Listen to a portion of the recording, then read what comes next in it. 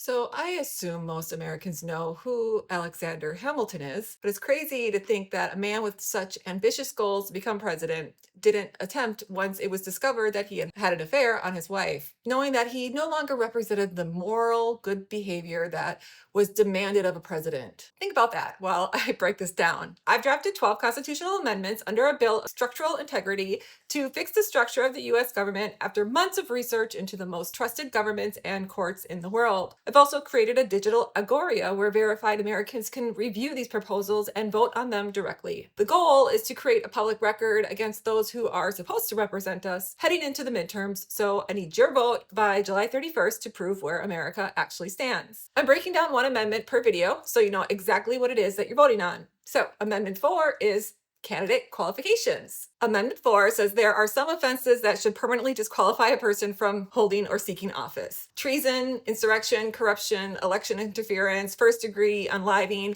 serious SEX offenses, and felonies committed while serving in office.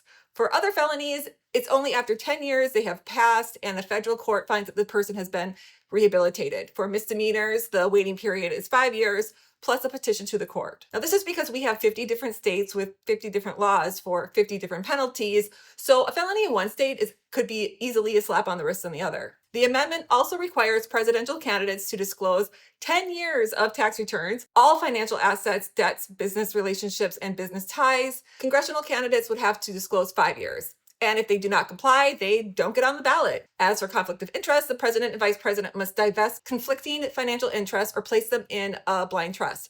Members of Congress cannot participate in matters where their family or themselves have a direct financial interest, and no federal officer can use public power for personal financial benefit. Lastly, this amendment sets an age cap of 70 for the president and the vice president, meaning they cannot run for office if they're over 70. This is not about ageism. It is about the reality that the risk of cognitive decline does increase with age, even though not every person ages the same way. It's also about ending the use of age as a political weapon and setting a clear standard for everyone. Historically, presidents have taken office at around age 55 on average. The president is supposed to represent the nation in real time, and there's a legitimate question when the people leading the country are 40 years older than the majority of the population they serve. So please make sure to go and vote. You guys, there is a yes, no, yes revisions. If there's something you don't like, you can leave comments and tell me what you want changed. I'm doing my best to get the word out, but I need you guys to help. So make sure you share and follow and stay tuned as Amendment 5 through 8 will be shifting to correcting our justice system.